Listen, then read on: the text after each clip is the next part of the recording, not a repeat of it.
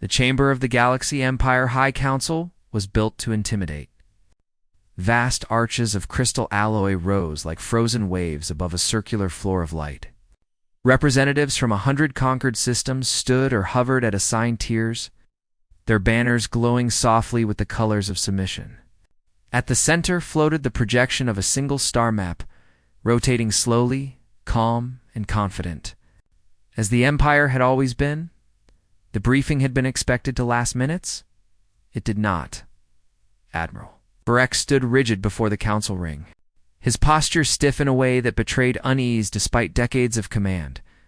His uniform bore no damage, yet his voice carried the strain of someone who had watched certainty collapse. The map shifted, highlighting a cluster of systems at the edge of known space, a small region.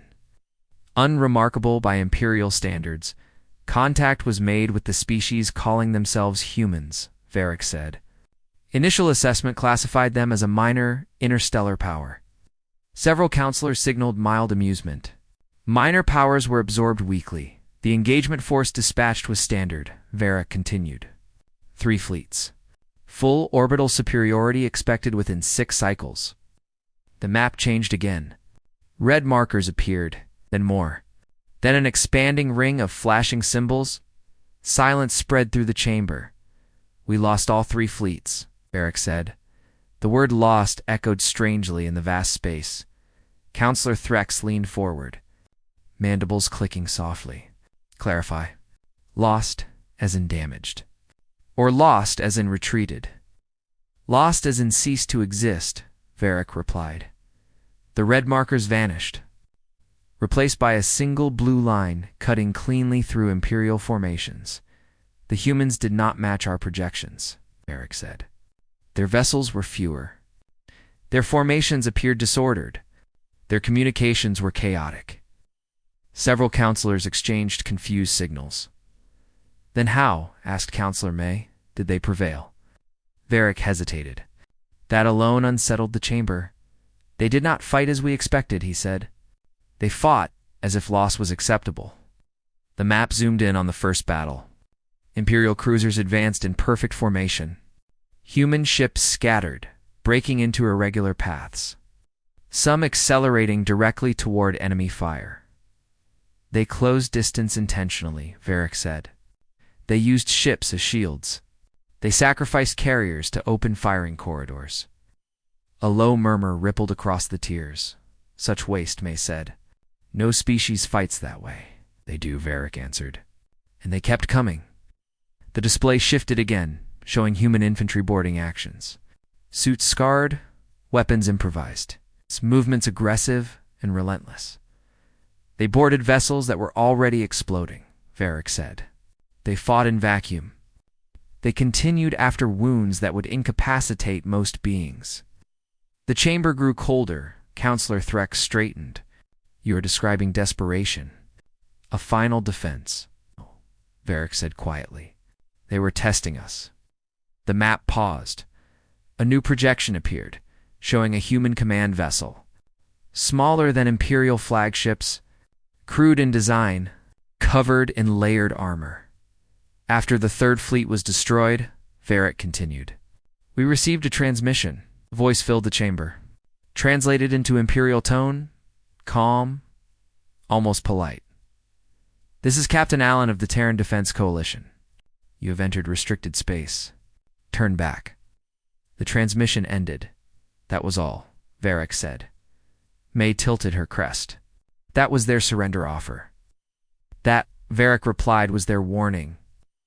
The council erupted in overlapping signals and voices. Demands for explanation echoed until the high speaker pulsed a command for silence. You are saying, the high speaker said slowly, that this species defeated 3 Imperial fleets and issued a warning, yes. And you believe this was? Not their full military. Direct. Met the speaker's gaze. We engaged their border patrol. Words landed like a physical blow. The map expanded, revealing deeper layers of human territory. Industrial worlds, shipyards, training zones, vast and dense. Our scouts report reserve fleets, Varek said. Planetary militias. Civilian vessels retrofitted for combat. Automated defenses not yet activated.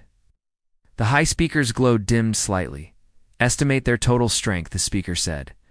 Vark took a breath. Unknown. Their structure does not align with centralized command. Their forces appear modular, independent, redundant. In other words, Threx said, destroying one does not weaken the rest. Yes. The council fell into a heavy silence. They call themselves human, May said softly.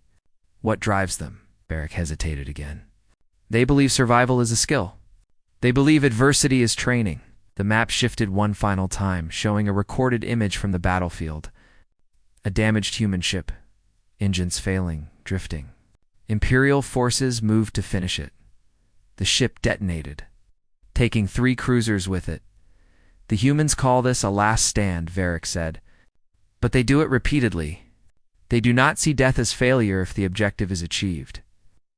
The high speaker dimmed, then brightened. What is their objective now? The speaker asked. Varric swallowed.